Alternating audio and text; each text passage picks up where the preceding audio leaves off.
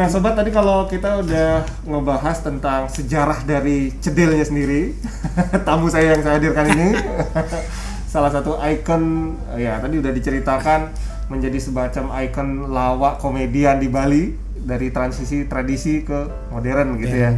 Pak Swando nama aslinya nih. Tapi kalau udah riasan seperti ini harus cedil gitu ya. Cedil. Kalau riasan seperti ini disebut Swando kayaknya nggak matching ya. Iya betul. Ya bagaikan cewek tanpa cermin. Ya seperti itu. Iya beli cedil.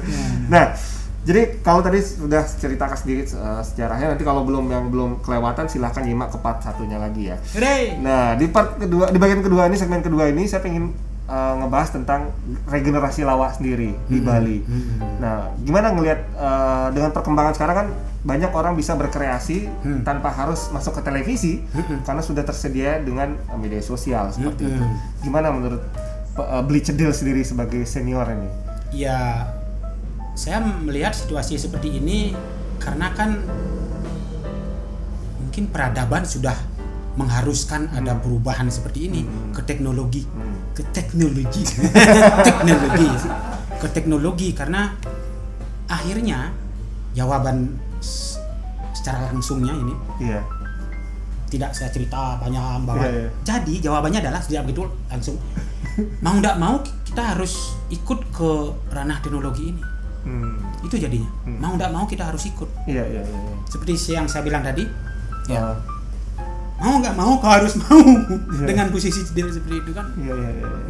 Cuman menurut Beli Cedil sendiri dengan teknologi ini orang bisa akhirnya menuangkan karya-karya itu dari dulu yang ngelawak cuman sekitar rumah, Banjar gitu, berharap bisa tampil di televisi mungkin nggak kesampaian. Sekarang dengan media dia bisa menampilkan begitu. Sama-sama ada keterbatasan. Gimana? Sama-sama ada keterbatasan. Ya, kalau dulu terbatasnya penonton di luar acara itu tidak bisa menonton. Oh ya, luar Bali maksudnya. Misalnya di sebuah tempat. Oh iya, pentas. Saya pentas. Off air istilahnya. Ya, betul. Yang lainnya tidak bisa nonton. Hanya yang beli kercis waktu itu hanya yang duduk aja dapat nonton. Jadi kan terbatas jadinya. Begitu juga teknologi sekarang ini. Dia dibatasi oleh audien. Karena dia sendiri harus mengira-ngira lucunya pada kalimat ini, tidak ditentukan oleh penonton karena tidak ada penonton, karena dia bisa meliput dirinya sendiri di depan api di dalam kamar, di mana dengan merias langsung di dalam ruangan sekecil apapun. Dan atas itu diupload ya. Banyak yang nonton lewat HP, media seperti itu, teknologi seperti itu. Yang tertawa jikalau dia melihat di HP. Apakah orang lain mendengar dia tertawa, kan seperti itu. Ada batasnya juga. Ada batasnya. Dan dibatasi juga. Artinya dia ketika tampil di sana mungkin tampak lucu, kemudian dihadapkan langsung dengan penonton, ketemu langsung, belum tentu bisa selucu itu. Betul. Gitu ya? Nah, sebab lucu itu kan ada rangsangan. Dirangsang oleh penonton yang tertawa, kemudian semangat kita, imaji kita untuk mengeluarkan hal-hal yang lucu jadi seperti dirangsang lagi, dipaksa untuk keluar, dipaksa dalam artian pengen loh kayak keran, semakin dibuka dia keluar terus, dia keluar terus. Coba kalau tidak ada penonton, kayaknya lucunya di mana ya, lucu nggak ya? Nah akhirnya pikiran kita terbebani oleh hal-hal seperti itu. Betul. Mengukurnya susah gitu ya. Susah sekali mengukurnya. Seperti itu. Nah, berarti kan ada keterbatasan, sama-sama ada keterbatasan. Nah, kenapa sekarang situasi sekarang ini menguntungkan? Karena seperti yang saya bilang tadi, peradabannya, perubahannya sudah ke teknologi. Berarti apapun yang kita lakukan dalam teknologi ini pasti menguntungkan. Kan seperti itu. Dan pasti bermanfaat. Kalau kita mundur lagi, pengen seperti yang dulu sebelum peradaban perubahan ini, kayaknya sulit. Sulitnya bagaimana? Kita kalah langkah. Kita pentas di sebuah tempat, di tempat lain orang sudah bisa nonton kok. Iya. Seperti itu. Dengan penggunaan teknologi tadi. Iya. Direkam oleh teman siapa sambil nonton secara langsung seperti itu. Iya. Tanpa dia menginformasikan, tanpa saya menginformasikan, oh lagi 2 hari saya akan meras di sini. Enggak, dia langsung nonton. Live dia dengan media sosialnya ya. Nah, sementara ada beberapa yang mengatakan teman-teman juga siapapun seperti ini ya. Nanti bahan kita habis. Soalnya banyak yang nonton udah kan. Kan seperti itu. Artinya orang udah tahu leluconnya gitu ya. Leluconnya orang sudah tahu kan. Iya. Nah, kalau kita menurut saya kalau kita berpikiran kepada satu materi atau satu lelucon, maka kita akan merasa terbebani. Beban terus. Karena lelucon yang akan kita keluarkan sudah diketahui oleh yang menonton. Karena teknologi itu, anggaplah teknologi lebih cepat tersebarnya gitu ya. Oleh teknologi itu. Lalu dalam hal ini saya bukan menyalahkan teknologi, gara-gara teknologi materi saya, lelucon saya habis jadinya apa maksudnya bukan begitu. Tapi kan paling tidak kita sebagai seniman komedian dengan situasi seperti ini kita diminta untuk mengeksplor kembali. Ya, mencari inspirasi.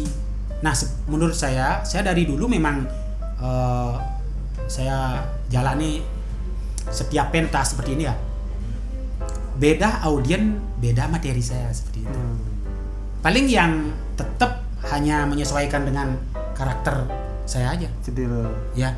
Misalnya suara melengking seperti itu dan gerak seperti itu. Itu aja yang tetap, yang lainnya sesuai dengan audien. Tidak satu materi dibawa kemana-mana. Iya. Tadi pentas di bank dengan pentas di masyarakat yang istilahnya maksudnya upacara begitu tentu beda ya. Beda. Upacara keagamaan gitu ya. Bahkan di bank saya tidak sekalipun membicarakan tentang filsafat, makna, tentang religi. Iya. Sesuai acara yang di puro atau di sebuah acara seperti drama gong biasanya gitu ya. Saya tidak tampilkan itu. Kalau pentas di bank, di hotel, saya sesuaikan dengan audien. Misalnya kalau di hotel tentang hotel, ada apa yang di hotel, apa yang ada di hotel seperti itu. Isu-isu tentang hotel. Betul. Nah, misalnya tentang pegawai, tentang tamunya komplain mandi di kolam renang, kan seperti itu. Dinner, di bar, tamunya lupa kopernya, dompetnya, apa kan, kamera. Ya, tentang di hotel aja. Kalau itu kita rangkai menjadi sebuah lelucon, kayaknya tersampaikan. Iya, begitu juga di bank. Di bank, bayangin kita namanya bank kan otomatis uang. Walaupun uang itu tidak miliknya karyawan bank, dia hanya ngitung aja. Dia hanya ngitung, bukannya dia hebat, gagah, bukan. Dia ceweknya cantik, gagah gitu. Di mana di bank itu dia hanya ngitung milik orang lain. Gitu. Ya kan gitu. Itu materi-materi yang bisa disampaikan. Materi-materi itu bisa kita rangkai dalam sebuah lelucon. Leluconnya ya kan, misalnya saya datang ke bank, saya lihat orang antre, kan seperti itu. Orang antre itu beragam loh.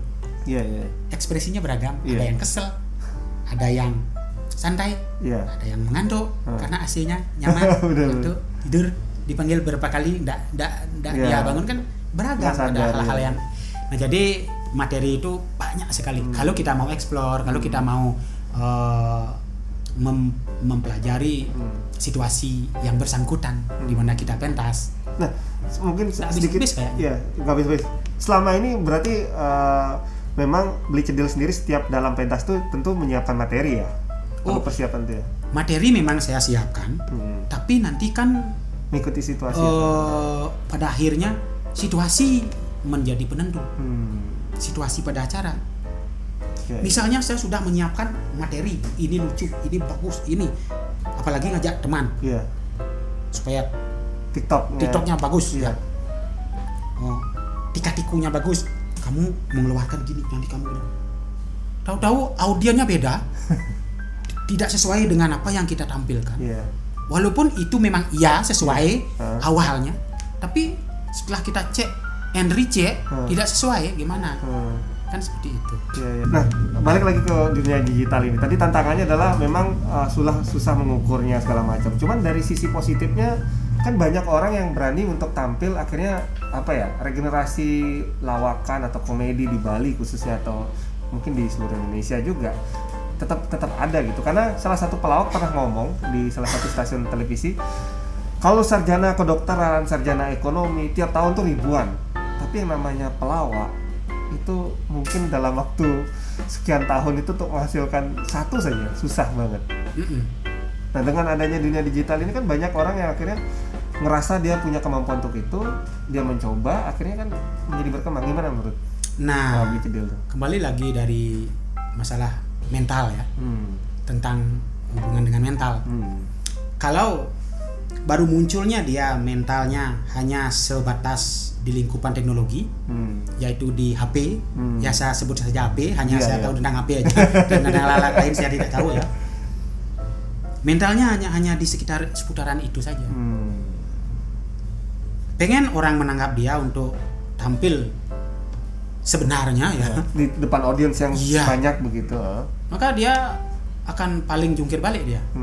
Bingung gitu ya. Bingung dia. Bahkan dia akan merasa bersalah nantinya. Terus dia minta maaf seperti itu. Karena dia itu lahir di teknologi, mentalnya sebatas itu aja. Artinya kalau orang memang seperti itu, selain dia mengeksplor kemampuannya di lewat teknologi, orang mulai menerima bagus, dia harus mencoba juga untuk tampil di depan audiens langsung gitu ya. Bondres ini dia itu lengkapnya adalah adanya penonton, kan seperti itu. Lengkapnya adalah adanya penonton.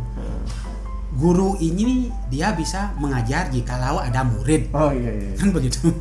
Jadi tidak bisa dilepas. Tidak bisa dilepaskan. Nah, kemudian ke teknologi sekarang ini.